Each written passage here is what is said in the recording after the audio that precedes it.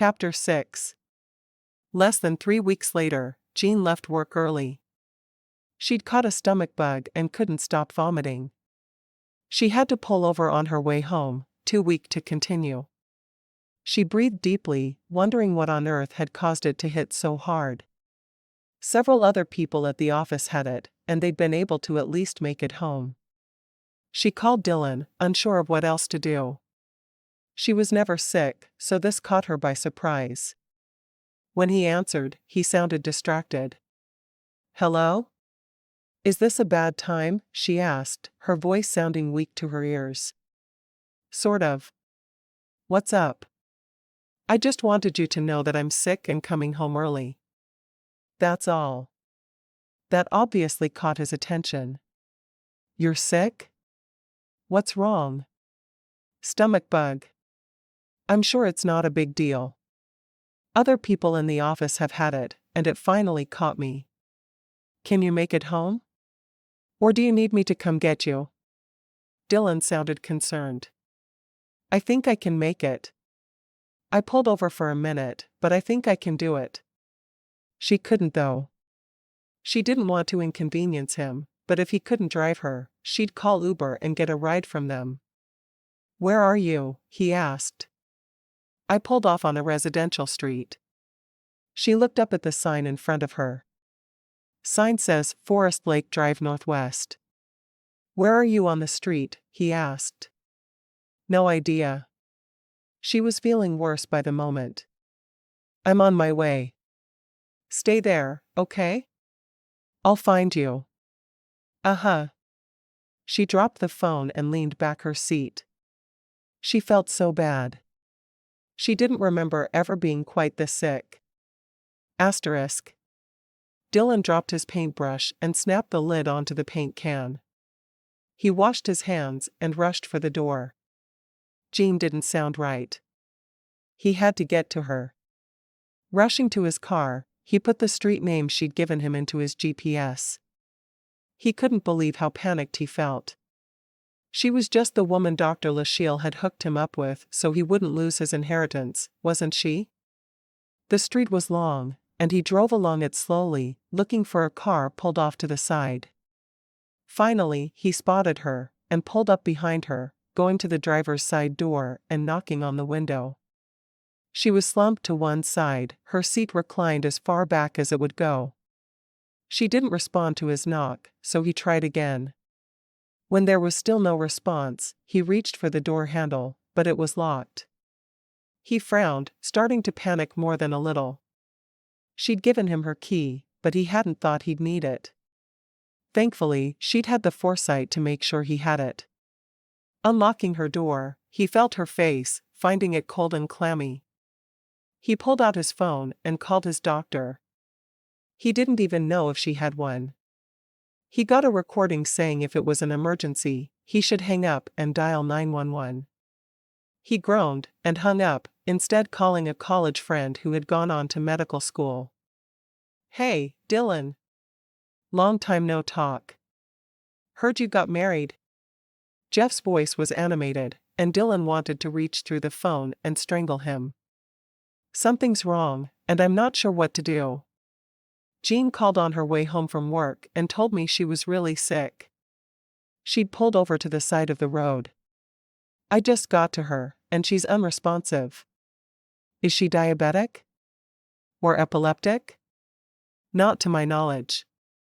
"She'd have told me that, right?" "Most likely." "She doesn't take medicine or give herself shots?"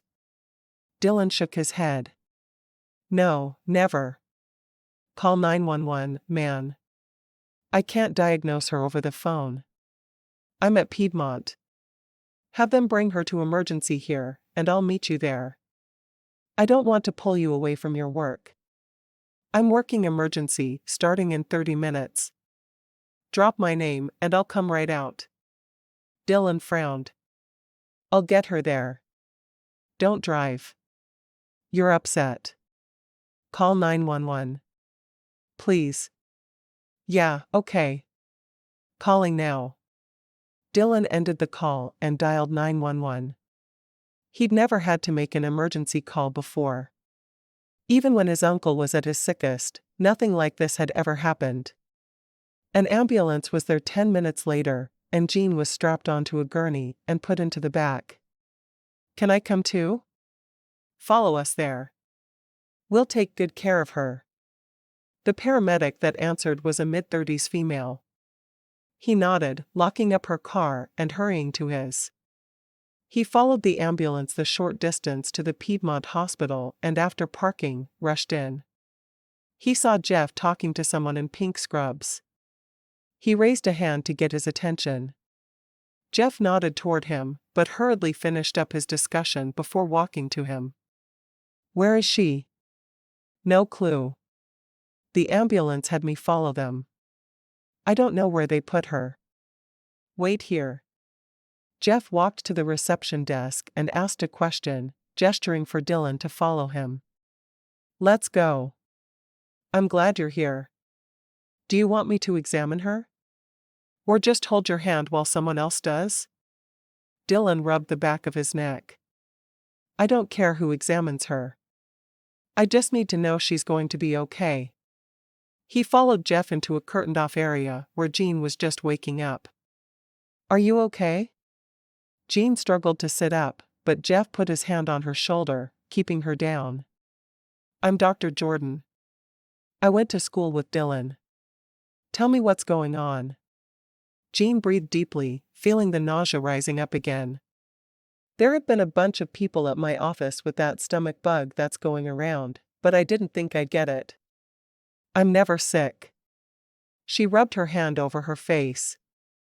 "I've been feeling nauseated for a few days now, but today has been the worst. I didn't throw up before today, and that's all I've done all day. It started when someone made popcorn in the break room. I can't even keep water down. I started feeling really weak, so I decided to leave work early. Halfway home, I realized I couldn't make it there, so I called Dillon." "What happened after we talked?" Dillon asked, taking her hand from the other side of the bed.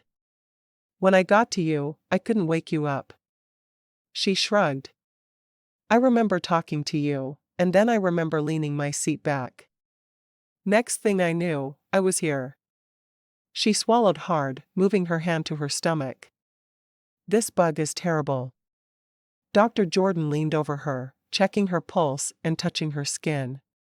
"She's badly dehydrated. I'm going to get a nurse in here to start in 4 so we can get some fluids in her. I want to run a couple of tests, so we're going to draw a bit of blood to see what we can find." "You don't think it's just a bug?" Dillon asked, not taking his eyes off Jean.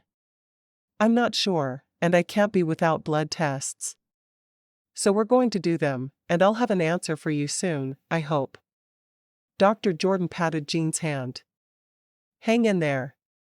I'm going to have them shoot something into your for the nausea." Jean nodded, her eyes drooping again. She struggled to stay awake, not wanting Dillon to worry. "I don't know why I'm so tired." "You're sick. You just need to lie back and sleep. I'll be here when you wake up." He squeezed her hand. The nurse came in 10 minutes later, asking all the usual questions. Jean had never really been sick, even as a child, so there wasn't much to tell her. The nurse started the 4 as she questioned her. "What was the first date of your last menstrual cycle?" Jean struggled to think about it. "I'm not sure." "Mid-March? Are you usually regular?" "Not always. This isn't so late that I was worried or anything." The nurse started the 4 and removed several vials of blood through it. Jean was too tired to care. The nurse hooked the 4 up to her arm and left the room, taking the rolling computer cart with her. Jean didn't know how long she was there after the nurse left, because she dozed in and out constantly. When she became aware of where she was again, Dillon was sitting beside the bed, doing something on his phone. "You can go. I'll call you when I'm done. I know this is cutting into your day." He stared at her with a shocked expression. "Are you kidding me?" He shook his head. "I'm not leaving you here. It's not like I'm going to get into trouble." I think whatever they put in my four is helping. I'm not feeling nearly as nauseated. I'm worried about you, and I want to know what's going on. I'm not leaving you. He frowned down at her. You're still looking extremely pale. Are you sure you feel better? She nodded. I almost feel like I could have a sip of water and not vomit. That would be really exciting.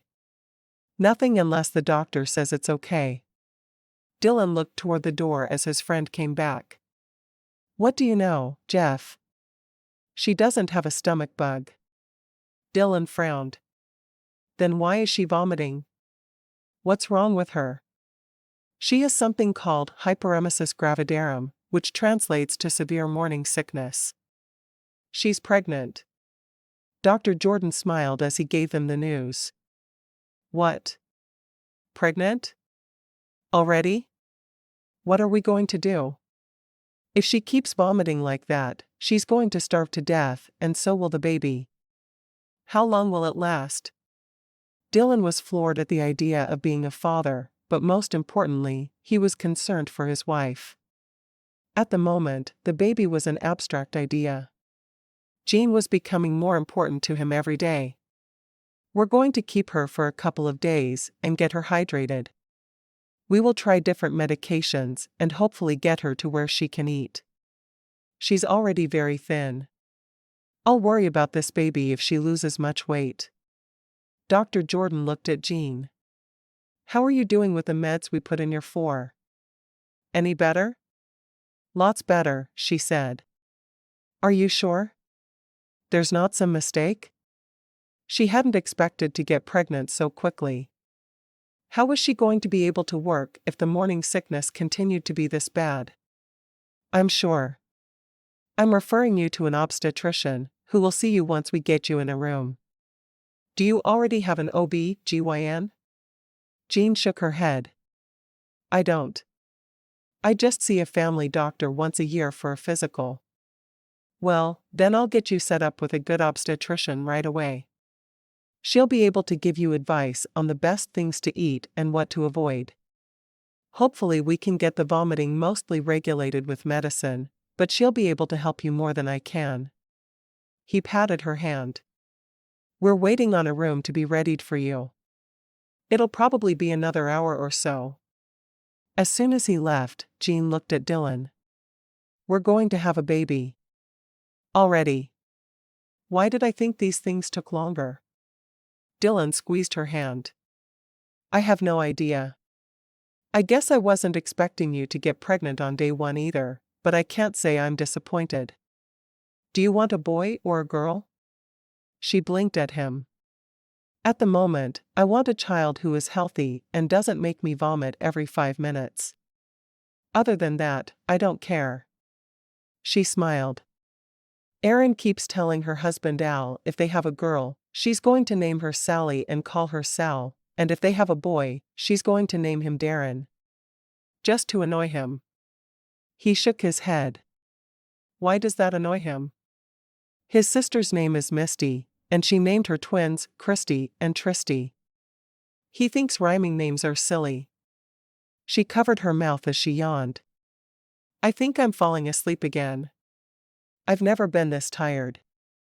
I've slept more than I've been awake. You're sleeping for two. She rolled her eyes at him. I'm not buying that. Asterisk. A couple of hours later, Jean was settled in her hospital room.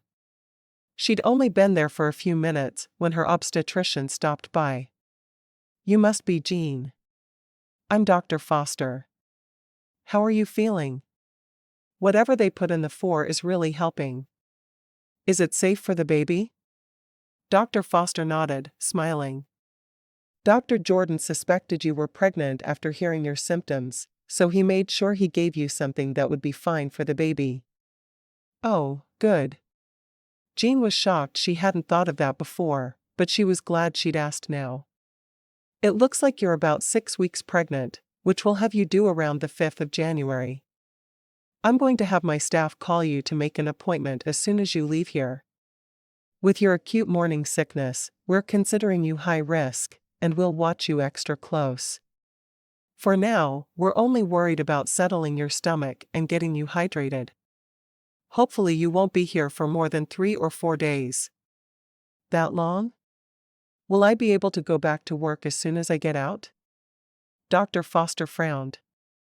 I can't say for sure, but I think you'll have to take the rest of your pregnancy off. I haven't seen such an acute case of hyperemesis gravidarum before. You're going to have to treat yourself like an invalid if you want that baby to make it. After the doctor left, Jean looked over at Dillon. I'm not going to be able to work. He shrugged. You hate your job. It sounds like a good time for you to start taking care of yourself. I guess I have no choice. She smiled slightly. I like the idea of sleeping. A lot of sleep sounds really good.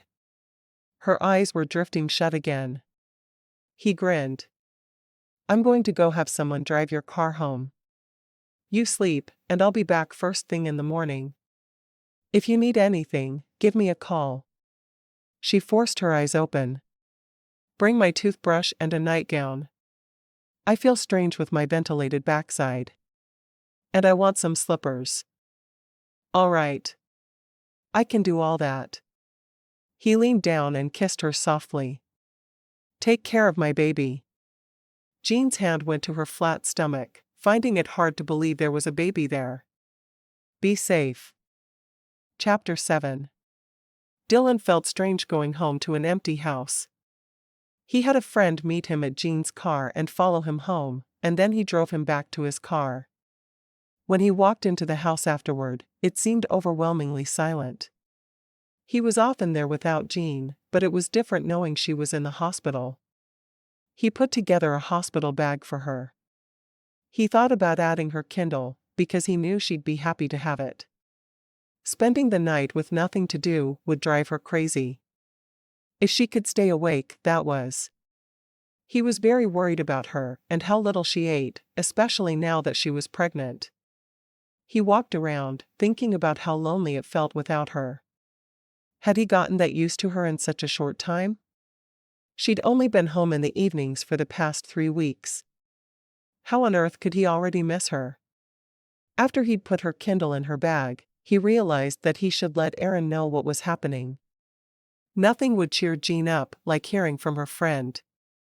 He took it back out, tapped it, and brought up the Skype app.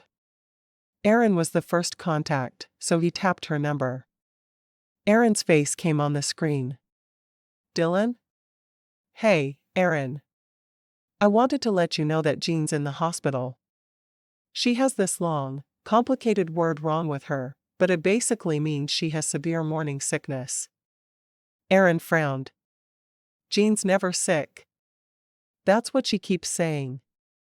Doctor said she's due January 5th. Congratulations. I guess she doesn't have her Kindle at the hospital with her. Dillon shook his head. No, I have that at home. I'm planning on taking it to her when I go see her tomorrow morning. Tell her I love her, and she should call me. I won't stop worrying if I don't see her beautiful face, and that's not good for my baby. And tell her I'm so glad my baby will have 2 cousins so close in age. Dillon smiled. She'll like hearing all that. I'll tell her. Good. Thanks for letting me know. You're a good husband, no matter what Jean says about you. Wait. She says bad things about me? Dillon was surprised. Jean didn't seem like the type to complain about anything. I'll never tell. Erin made a face. See ya. Dillon shook his head as he put the Kindle back in her bag. Erin was trying to drive him crazy, and unfortunately, it was working well. Asterisk. When Jean woke the following morning, she immediately realized where she was, feeling the pain in the back of her hand from the fall. There were several marks on the backs of her hands where they'd missed the vein, blaming it on how dehydrated she was. Then it all came rushing back. She was carrying Dillon's baby. She was going to have a child of her own. Someone to love openly and freely. Someone who would love her in return. A child. It was what she'd always wanted, but so much more than she'd expected. She was having a baby with the man she loved. With her husband. As soon as the word love flew into her mind, she wondered at it. Was she really in love with him? Did she know him well enough to love him? Whether or not she knew him well enough, she knew the feeling inside her was love. When he wasn't with her, she felt like a part of her was missing. She craved his company. Yes, she was in love with her husband. Whether it was a mistake that she'd let herself fall, she didn't yet know. There was a knock on the door, and Dr. Foster, the nice obstetrician who had been assigned to her, came in. Just wanted to check up on you while I'm here. How are you feeling? Jean pushed the button on her bed that allowed her to sit up a little more. So much better than I was last night. I think I'm ready to go home. Dr. Foster just smiled. You'll be ready to go home when you're fully hydrated by drinking, and when you're able to keep food down. Have they brought you your breakfast yet? No, not yet. They should be here with it soon. You're going to need to eat everything on your tray for 3 meals in a row before I'm letting you leave. So just concentrate on feeding the baby, and we'll talk about sleeping in your own bed. Someone pushed the door open. Breakfast. Dr. Foster moved out of the way as a young woman in green scrubs pushed Jean's tray in front of her and put the covered plate down. We've got you on a bland diet for now. You have to eat everything on the tray. Dr. Foster nodded. I just finished telling her that. As soon as the cover was removed from the tray, Jean felt herself growing nauseated again. The smell was overwhelming. It was just eggs, one of her favorite things, and toast. How could that make her want to vomit? The doctor immediately removed the plate from her tray table. I think we're doing just 4 today. Leave the toast, no butter. Can we get her some crackers? She frowned down at Jean. I know you think you're ready to go home, but you have to be able to eat and gain weight if that baby is going to survive. Crackers and toast for today. Maybe some clear broth if you think you can stomach it. I've never thrown up this much. I've never been sick in my life. This is crazy. Jean was getting so frustrated. She wanted to be home with Dillon, not wasting her life sitting in a hospital room. What you've done in the past has no bearing on this. Women's bodies do strange things when they're pregnant. We have to do everything we can to keep that baby inside you. Dr. Foster patted her hand. I'll be by this afternoon when I do rounds again. Okay, thank you.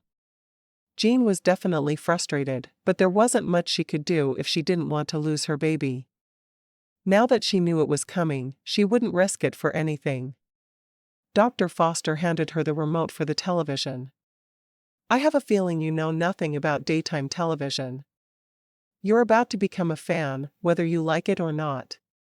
Jean groaned. Don't make me. I beg of you. The doctor laughed and waved on her way out the door. I'll be back to check on you. Jean wrinkled her nose as she flipped on the television, wishing she had her Kindle. She should have asked Dillon to bring it to her. She could see her phone on the table beside the bed, but couldn't quite reach it. She leaned toward it, immediately feeling queasy again. Her stomach was really revolting. She leaned back, groaning with her discomfort, just as the door opened. The nurse came in. Were you trying to get up? I just wanted to get my phone. The nurse handed it to her. Don't try that again. You're not going to be able to get up at all for a little while. But I need to use the restroom. That's your catheter. It makes you feel like you need to go, but you don't need to, because you have a catheter. Isn't that fun? Jean glared at the peppy woman. I just want to go home. She was never crabby, and even if she was, she never took it out on others. She didn't know what had gotten into her. I know you do. But you can't, because you could hurt your baby. What can I do to make you more comfortable? Jean shrugged. I have no idea. The nurse smiled and propped her pillows behind her, easing some of the pressure on her back. That helps. Thank you. Anything else? Not at the moment. I need to call work and let them know I won't be in for a while, and I want to tell my husband to bring my Kindle up here. I need to read to entertain myself, not stare mindlessly at the television. I've got your Kindle. Dillon walked over to her, handing her the bag he'd brought. You look better this morning. He leaned down, quickly kissing her cheek. How do you feel? Like a science experiment. She gestured to her toast. That's all I'm allowed to eat. They're worried I'm going to lose weight, and they won't let me eat. I see you've got some spunk in you. That thrills me after how you were feeling last night. Dillon watched as the nurse left the room. Spunk? Vim and vinegar is more like it. I want to bite someone's head off. She pouted up at him. They brought me eggs for breakfast, and just the smell had me ready to toss the cookies that I don't have in me, so the doctor had them take away everything but dry toast. Crackers, broth, and dry toast is the extent of the food I get today. I was hoping I'd wake up, and it would have all passed, and I could go home. I hate hospitals. He hovered over her, unsure how to help. I called Erin and told her what was going on, and she said to tell you to call her, and she's thrilled her baby will have 2 cousins to play with.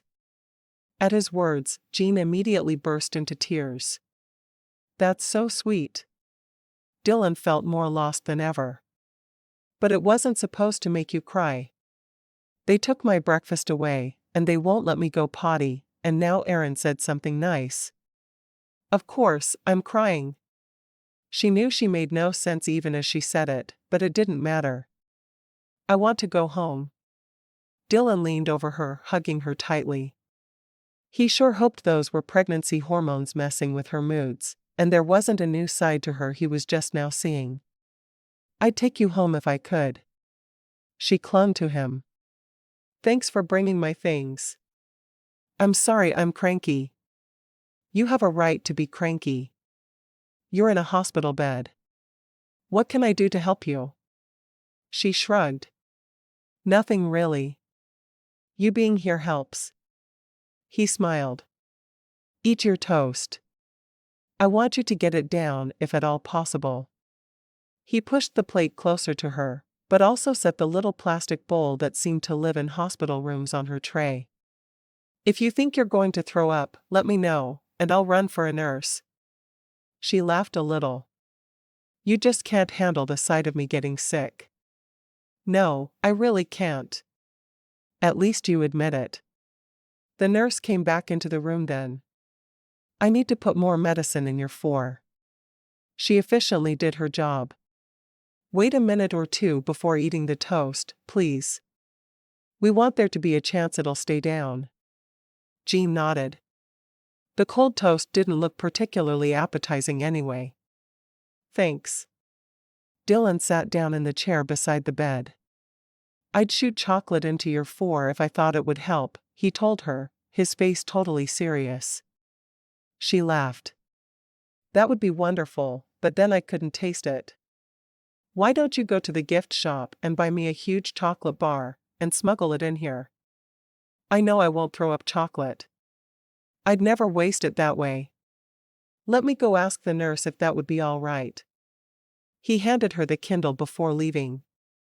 Jean found the book she was reading and started to read it when she realized she hadn't called work yet. She tapped the screen on her phone to call her boss. This is Gordon. Gordon, this is Jean. I'm in the hospital, and I won't be in to work for at least a few days. She waited for him to explode.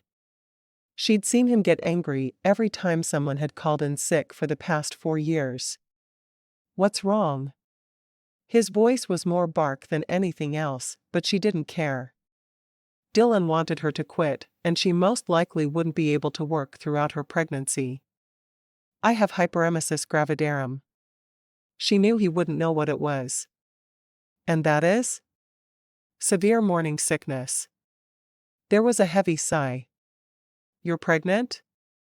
If you're not going to come in while you're pregnant, I don't think there's any reason for you to come back at all. She blinked a few times. You're firing me? I would never fire someone over being hospitalized, he said. I want you to come in as soon as you can. I will. But probably only to clean out her desk and give formal notice. Dillon was right.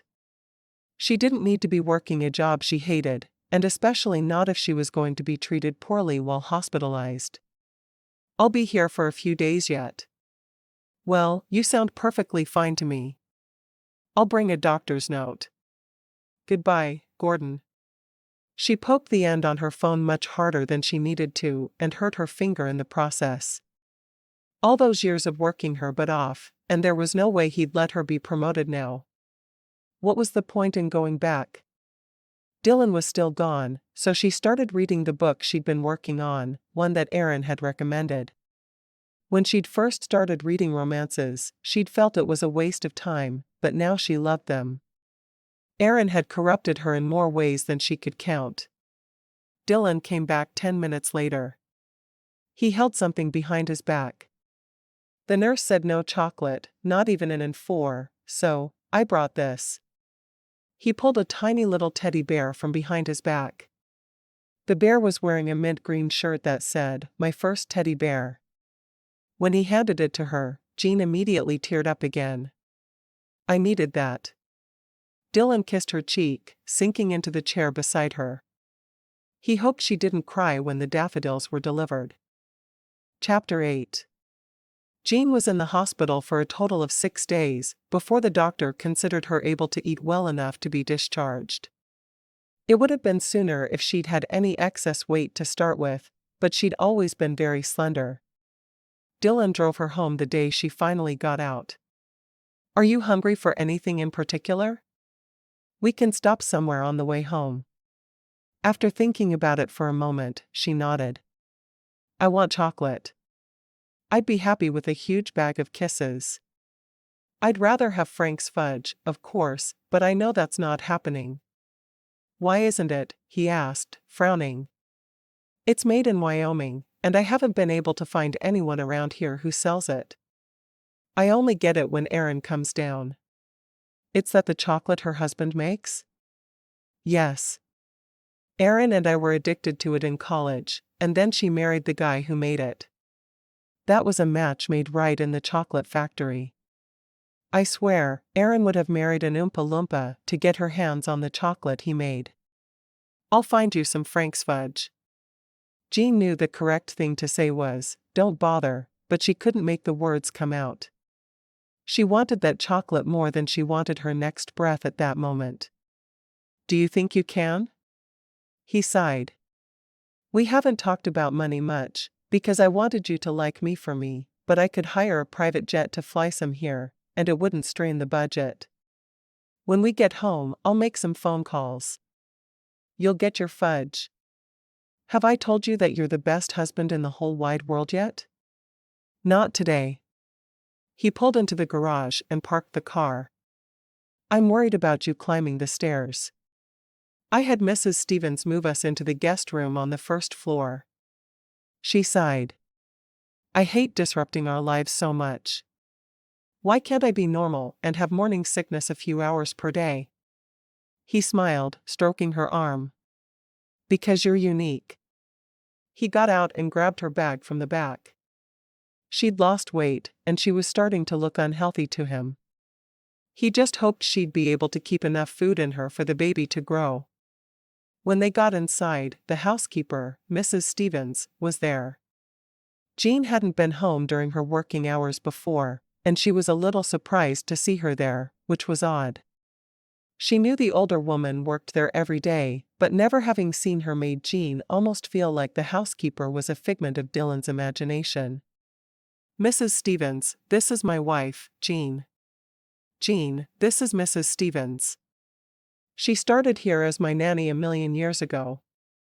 Don't make me older than I already am, Dillon. It's nice to meet you, Jean. How are you feeling? I got your things moved into the downstairs bedroom like Dillon requested.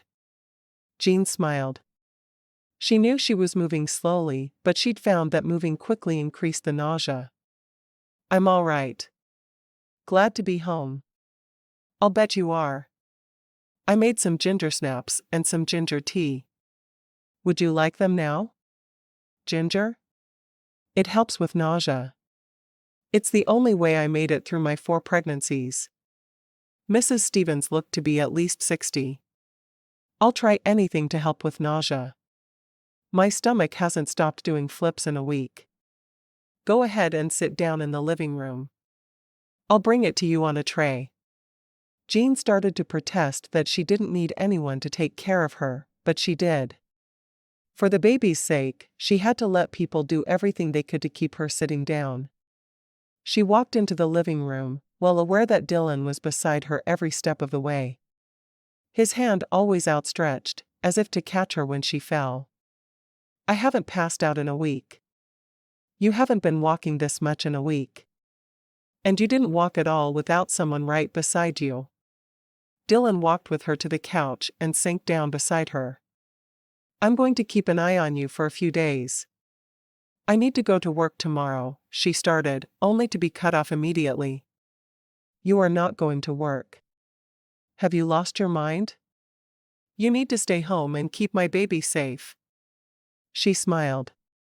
I have to go into work tomorrow to give them my doctor's note, resign, and clean out my desk.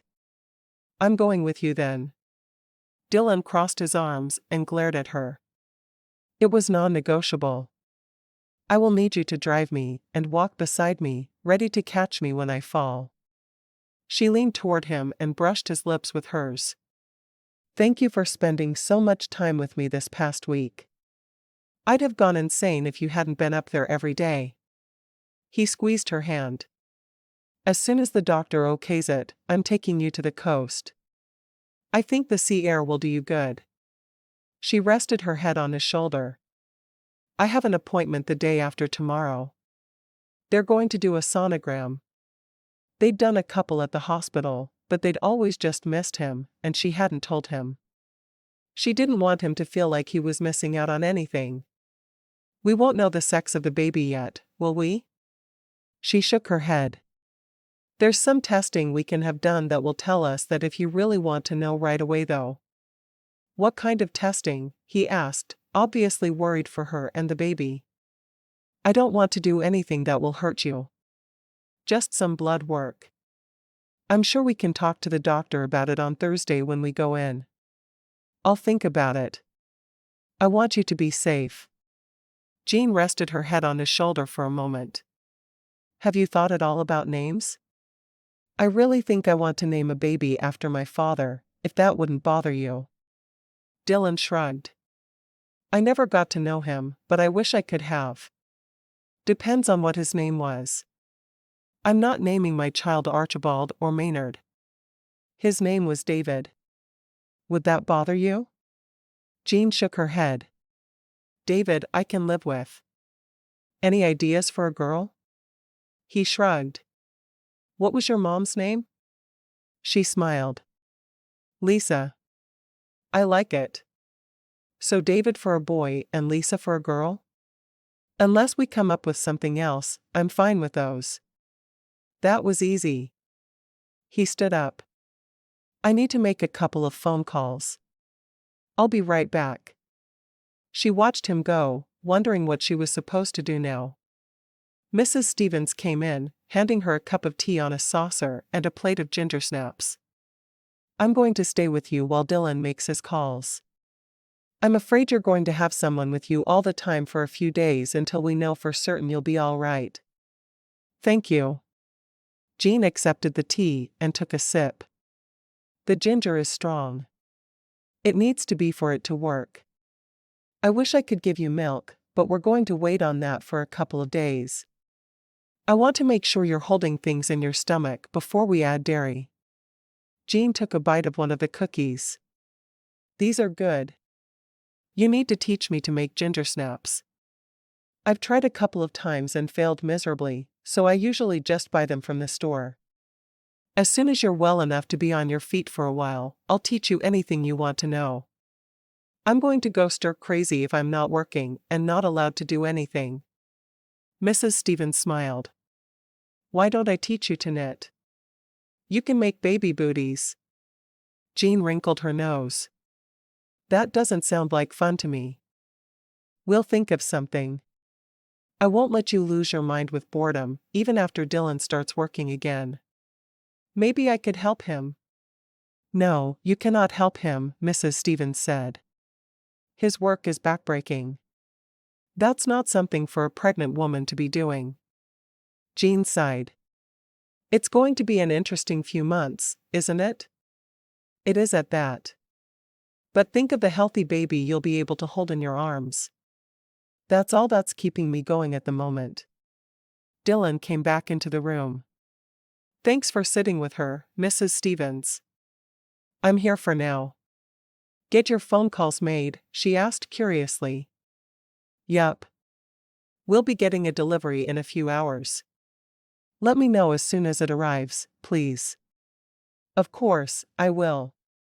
Mrs. Stevens took Jean's empty teacup and plate, with only a few crumbs left on it. I'll make sure you have a supply of ginger snaps at all times. Thank you, Mrs. Stevens. I'm so glad to finally get to meet you. And you. It's good to see that my boy is with a woman worthy of him. Mrs. Stevens left the room on that note, carrying the dirty dishes into the kitchen. Dillon sat down beside Jean again, taking her hand in his. So, are you ready for your nap? Nap? Jean frowned. Did Dr. Foster talk to you? Yup. She told me she didn't think you were paying attention to her when she told you to nap for an hour every afternoon, so it's my job to see you do it.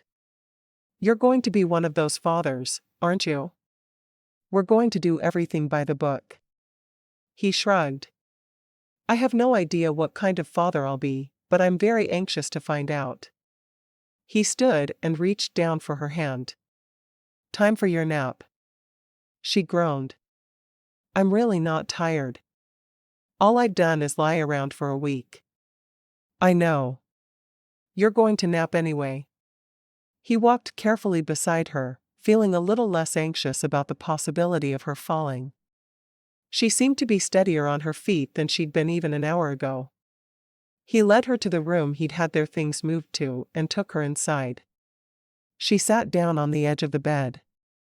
Am I allowed to lie in bed and read, doctor? I know you're being sarcastic, and I don't care.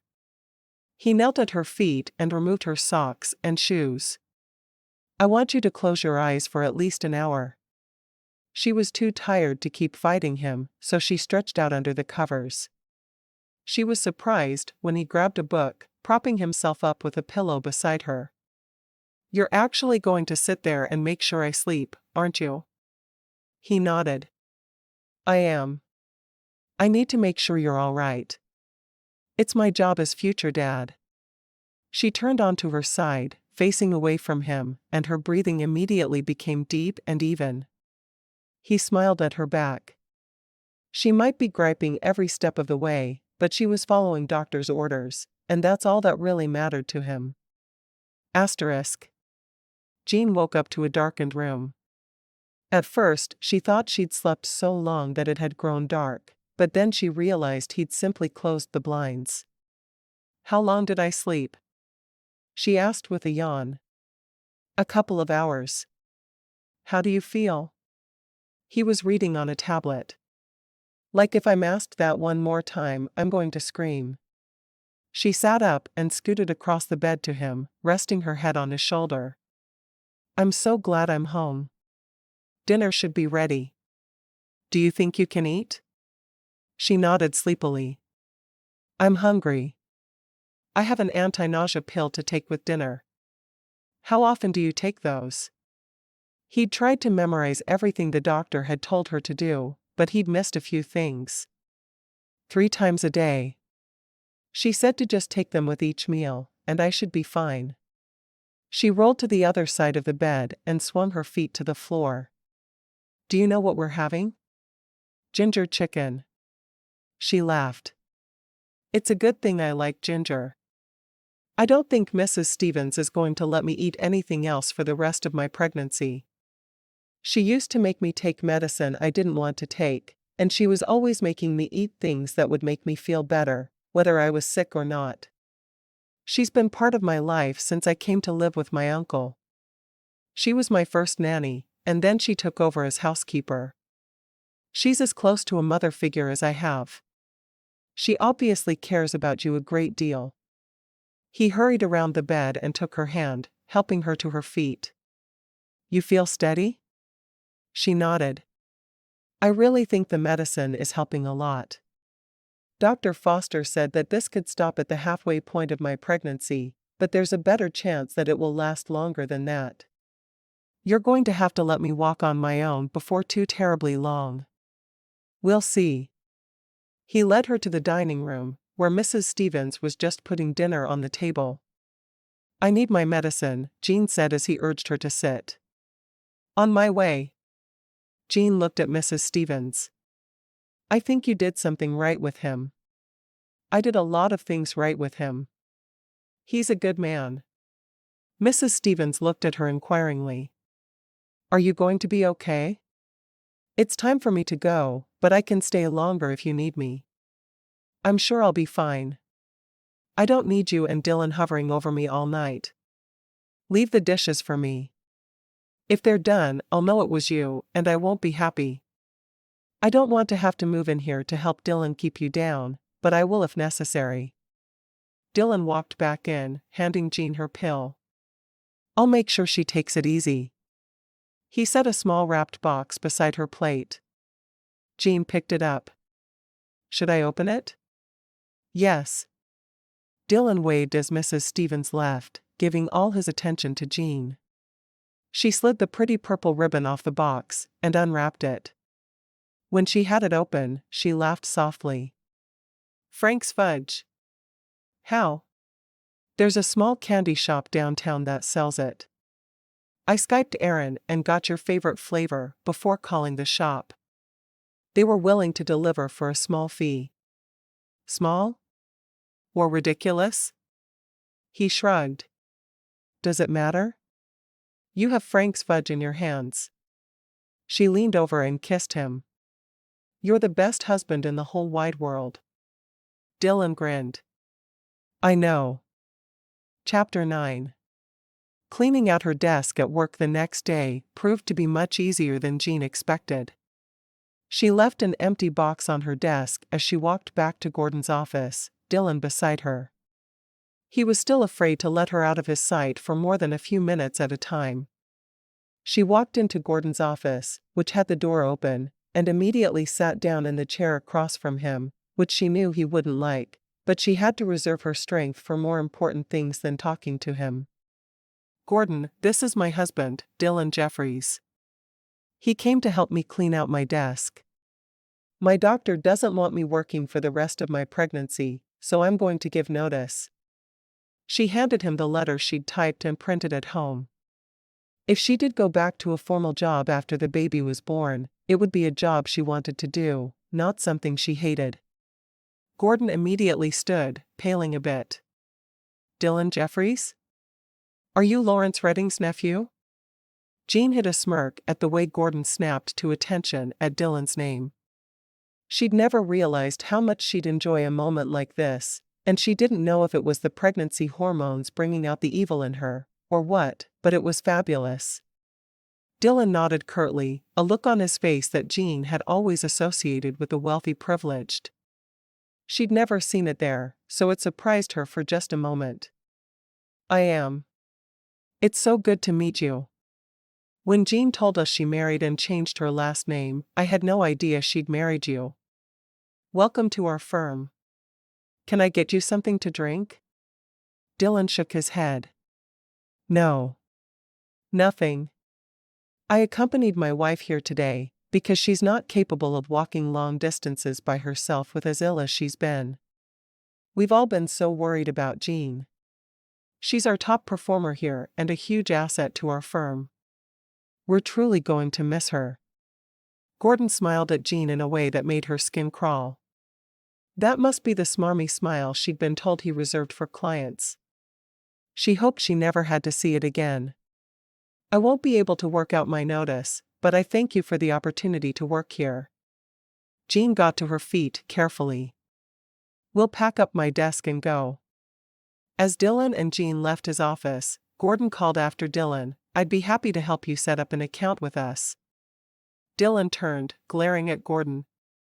You not only won't have my business, I'll make sure you don't have the business of any of my friends either. He walked with Jean to her desk, making her sit while he piled all of her personal belongings into the box they'd brought.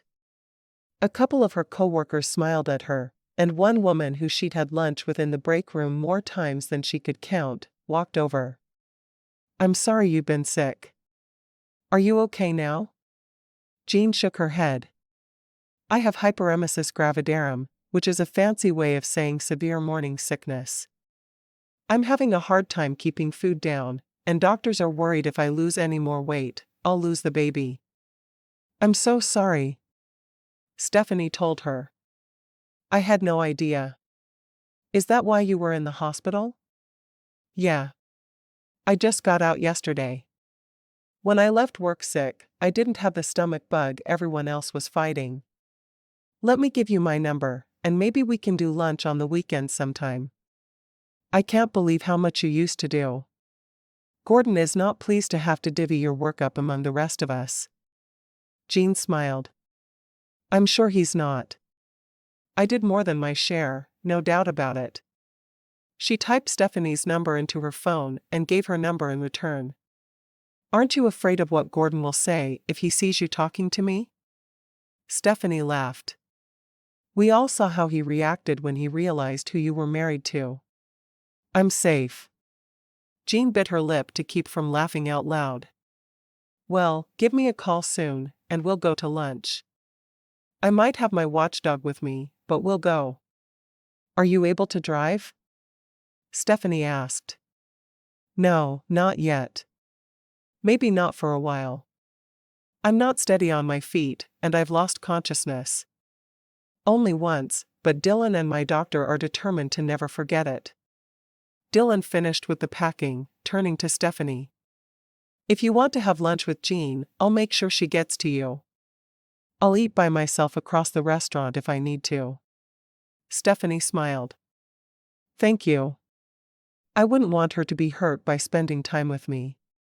I won't let that happen. Dillon picked up the box, frowning at Jean. I am going to take this to the car and come back for you. I don't want you walking that far if I'm not ready to catch you. Jean rolled her eyes.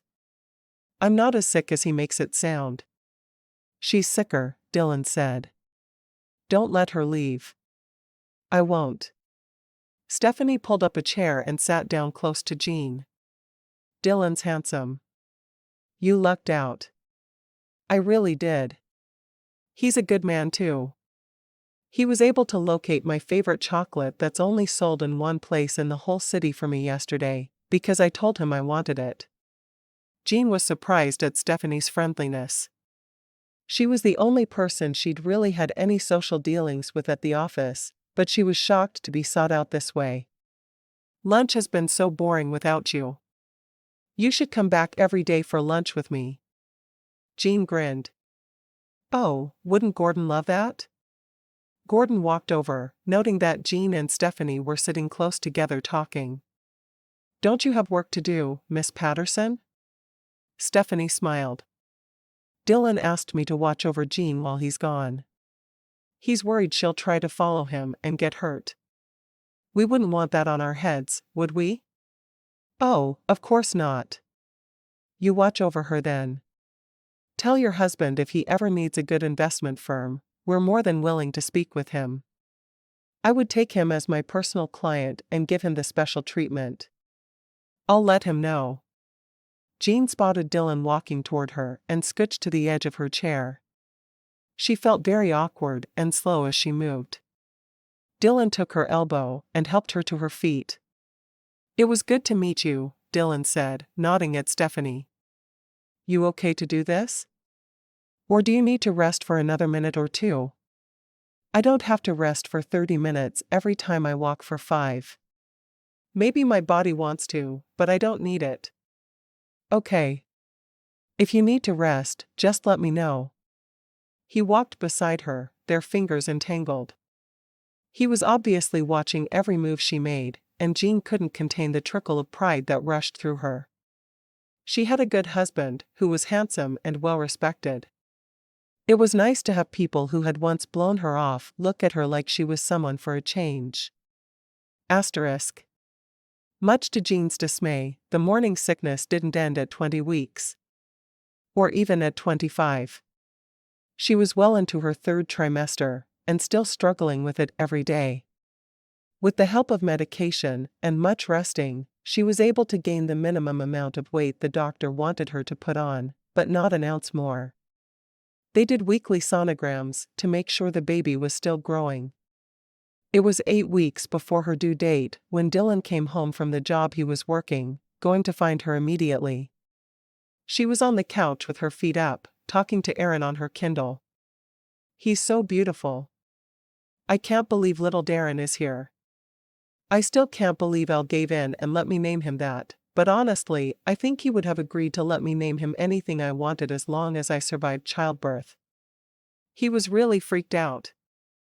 Well, hopefully little Lisa will be easier on her mama when she decides to arrive." Jean's eyes met Dillon's. "My husband is home. I'll probably talk to you tomorrow. You're not going anywhere, and neither am I."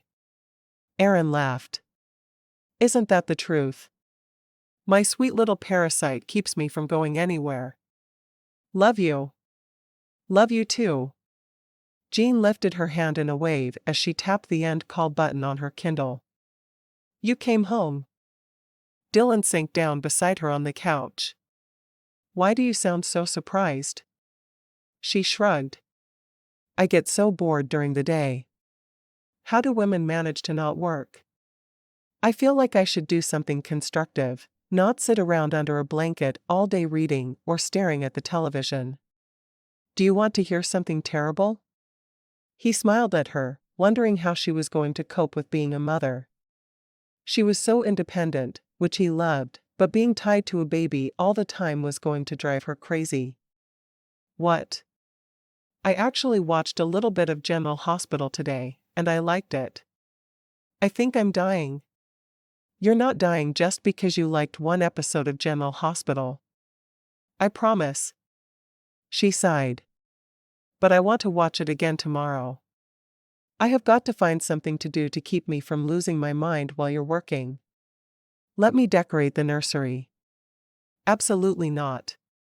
The nursery will be upstairs, and you are not climbing stairs without me here." "No way. Not happening. So can we go up there now and I can look at the space and get an idea of what I want to do with it? Then tomorrow while you work, I can order all the stuff I need.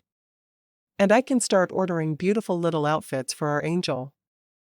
"That you can do. As long as you promise to let me help you put it up when it arrives." He leaned forward and pulled his wallet out of his back pocket, opening it and removing a credit card. "Here. Go crazy." "What's my limit?" she asked. She worked well with budgets and was always happy to have one. "I don't know. What's reasonable? Is 20,000 enough?" Her eyes grew wide. She lived in a big beautiful home, but sometimes she forgot just how much money he had. "I'm sure I can do it for less than that." "Whatever. Do you want to go up and look now? Did you get a nap today?" "Got my nap, and yeah, let's go look. I need something to keep me occupied. She'll be our little princess, so I could do a Disney princess theme, or There's Always Winnie the Pooh. Or Sesame Street. I love Sesame Street. Anything you want. It doesn't matter to me." Dillon stood up and offered her his hand to help her up. She was still too thin, but her face had filled out a little bit since her early pregnancy. "Let's go look. Do you want me to measure?" She shook her head. "Nah. I'll figure it out. I'm sure the room is bigger than any baby has ever lived in since the beginning of time. She's going to be rotten." She had to stop and sit down halfway up the stairs. I can't believe I'm still dealing with vertigo. I'm already 32 weeks. Most women are done with morning sickness between 16 and 20 weeks. You need to stop looking up normal pregnancy symptoms. You and Lisa are not normal. Obviously. Jean patted her belly. It's a good thing I love her, because she's making me just a little bit crazy. She felt a little foot kick her hand and reached for Dillon's hand quickly, pressing it to her side. Mrs. Stevens had felt the baby kick. Stephanie had felt the baby kick. Even the doctor had felt the baby kick. Every time she tried to get Dillon to feel it, the baby stopped kicking. Dillon's eyes widened as they met hers. Does it hurt? She shook her head. Not at all. I'm not so fond of her kicking my bladder, or any other vital organs for that matter, but when she's just kicking my side, I kind of like it. I know she's still going strong. She waited until the baby finally quit kicking before standing. Let's go up.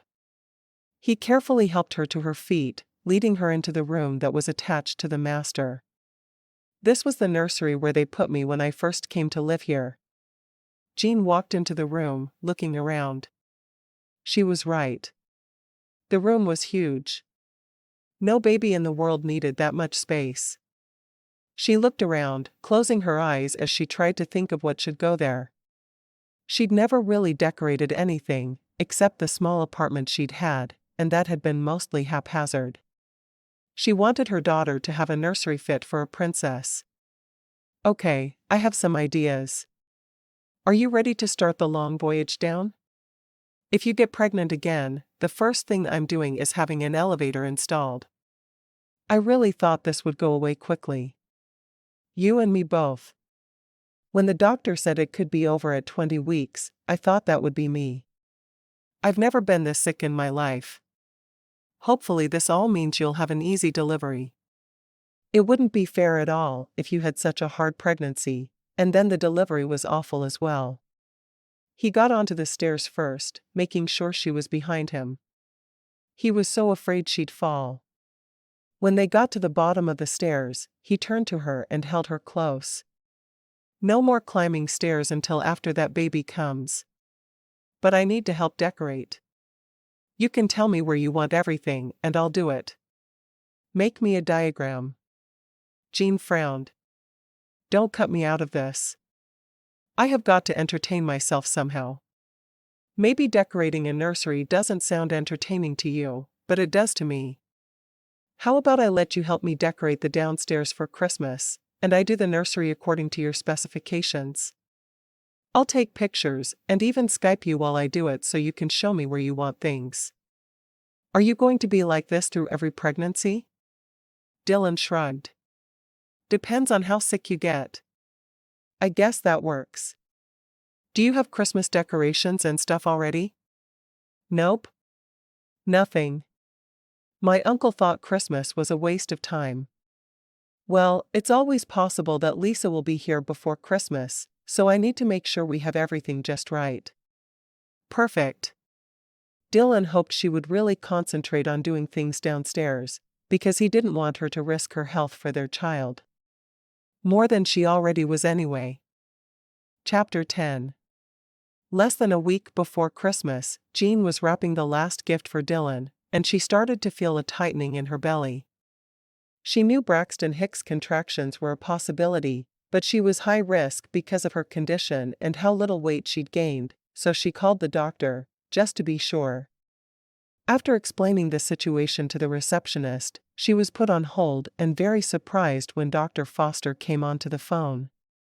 Jean, are the contractions getting closer together? They seem to be. They're not super strong, but I just want to be sure. Is Dillon home? No, he's at work. Why? Call him and have him take you to Piedmont. I'll meet you there. I might go ahead and take her. You're close enough to your date, and it looks like she wants to come. Okay. I'll call him. It'll probably take me about an hour to get there. Is that a problem? Not at all, Dr. Foster said. Jean took a deep breath, walking to the kitchen to talk to Mrs. Stevens. She was supposed to use the intercom and not move from room to room without an escort, but she rarely listened. She hadn't fallen yet, and the baby was apparently ready to come. Mrs. Stevens, I'm having contractions. Would you please get my hospital suitcase and put it in the entryway? I'm about to call Dillon. Mrs. Stevens smiled and nodded. Of course I will. I want you sitting, though. Jean nodded, wandering back to the living room and sitting down. She called Dillon. Hi, you. Hey, Jean. How are you feeling? I'm having these strange cramps in my stomach. They seem to be spaced pretty evenly apart. You're in labor? It's too soon. She's not due for a couple of weeks. I talked to the doctor, and she wants us to meet her at Piedmont. She said it's not too early, and we should go ahead and go. Jean was excited to finally have the baby in her arms, and her body as her own again. It felt like she'd been pregnant and constantly watched for years, and not just 8 months. On my way. Dillon sounded panicked to her ears, and she worried. Be safe. You getting into a wreck because you're in a hurry to get me to the hospital is counterproductive. Asterisk. 3 hours later, Dr. Foster walked into the room again. You're not progressing. This isn't false labor, but it's not going anywhere. I don't think you're strong enough to keep doing this. Let's talk about a C-section. Dillon froze. What are the risks? It's surgery, but we won't knock her out. She'll get an epidural that will numb her, and she'll be awake for the whole thing. Once we have her scrubbed up and all ready, we'll bring you in. You can hold her hand, and you'll be one of the first to hold the baby. I'm not sure we want her to have a C-section. We planned for a natural delivery. Jean pulled herself up in the bed. She was feeling poonier by the minute. I think Dr. Foster's right. I don't think I'm strong enough to go through labor. Dillon was shaking. Is there any chance she won't make it through a C-section? Dr. Foster moved closer to Dillon. I know you're worried for your wife, and I understand that completely. I have never lost a patient in the middle of surgery, but it is major surgery and something could happen. She's better off if we go ahead and take the baby now, than if we let her try to deliver and we have to take it later. This is the best option for your wife and for the baby. Can we talk about it for a minute? Dr. Foster nodded. You can. I'll check on my other laboring mama and be back in a few minutes. Dillon moved to Jean's bedside, taking her hand in his. I can't lose you. I think Dr. Foster is trying to say there's less of a chance of you losing either of us if we do the C-section. I'm sorry, Dillon, but I think she's right. I feel so weak. We babied me through this whole pregnancy, and I haven't been able to exercise. I'm 15 pounds underweight. I'm not strong enough. He drew a deep breath. Then I guess we're doing a C-section. He leaned down, pressing his lips to hers. I love you, Jean. I don't want to risk losing you or the baby. Are you just saying that because you're overwhelmed by the moment? Or do you really mean it? He'd never said he loved her before, but she loved him so much. If he took it back later, she would be devastated. He grinned. I mean it. You know I do. Do you think I'd have been so careful with you for the past 8 months if I hadn't been in love with you? She put her arms around him and pulled him down for a kiss. I love you too, Dillon. Now we just have to get through the next couple of hours. Are you ready to hold our little girl? I'm ready for the pregnancy to be over. Yes, I want to hold her, but I want to stop feeling so awful every minute of every day. Then let's do the C-section. You seem positive that it's what you want. I'm very positive. I've read a lot about this possibility. Some women choose C-sections going into it. She shrugged. I'm not going to be any less a mother if they cut her out of me than if I went through labor and delivery. It's settled then. When Dr. Foster came back in, they gave their consent and things moved quickly. Dillon was outfitted with what he called a spacesuit, a paper outfit from head to toe. Then they wheeled her out of the room and into a surgery room. Asterisk. Jean sat propped in her hospital bed, sore, but feeling better than she'd felt in months. There were good pain pills buzzing through her system, but she was no longer nauseated. For the first time in months, she felt like she could eat without the fear of vomiting. Dillon was sitting in a chair beside her bed, holding the baby. She's so beautiful. It's all he'd been able to say for close to an hour. I want to hold her, Jean said, looking over at him, tears stinging her eyes. There was nothing like seeing a tall, strong man holding a little girl with such a look of love on his face. Dillon was obviously reluctant to let her go, but he carried the baby to her. She seems to know my voice. You've been reading to her since I was 6 weeks pregnant. I hope she knows your voice by now. When the baby was in her arms, Jean stared down at her. She was sleeping peacefully. She's tiny. Dillon nodded. Just over 5 pounds, but the doctor said she's healthy. He leaned over and kissed Jean's forehead. You did so good. Do you only love me because of Lisa? She asked, wondering aloud what she'd been wondering since he told her he loved her. He shook his head. I loved you before I knew you were pregnant. I didn't think you were ready to hear it yet, so I stayed quiet. Somehow you drew me in from the first moment I saw you. You looked so scared and so serious, and then there was the secret little smile on your face. I felt my heart starting to melt at that moment. Really? Absolutely. You were so nervous and so shy, and I wanted to wrap you in bubble wrap to keep you safe so no one could ever hurt you again. Jean felt her lower lip tremble with the force it took not to cry. You seemed so angry with me at first about how much I was working. I was jealous of your job. I wanted you to spend all that time with me. She stared at the baby in her arms. And now we get to start again with her. Are we ready for this? He nodded emphatically. We really are. We love her, and we love each other. What more can anyone ask for in life? Jean raised her lips to his, happier than she'd ever imagined she'd be. Her baby was healthy and her husband loved her. Was there more to life than that? Asterisk. Dr. Lachele looked at the display on her phone and swiped her finger across the screen to answer it. This is Dr. Lachele. Hey there. It's Jean. Hi, Jean. How are you feeling? Dr. Lachele had been worried about Jean since she'd heard about her pregnancy issues. She was thrilled there was going to be another Matchrimony munchkin to add to her wall, but she hated that Jean was going through so much to get her. Very sore, but happy. Lisa was born yesterday evening. She's got 10 fingers and 10 toes, and she's absolutely perfect. We had to do a C-section, but she was worth it. You need to text me her picture. I have to add her to my munchkin wall.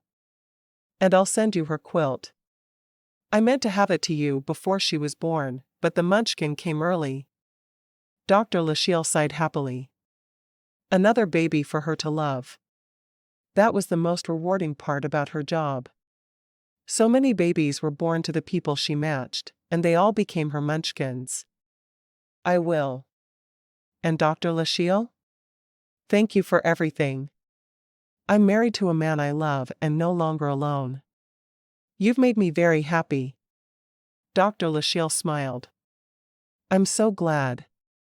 I knew he'd get you out of that shell you'd built around yourself. Dillon was the man you needed all along. He was. You should see him with the baby. He's so in love with her, it's scary. I can't wait to come visit.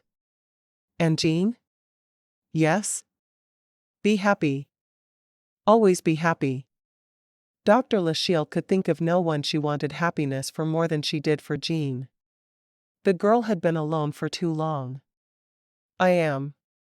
I'm so happy, I can't even express it.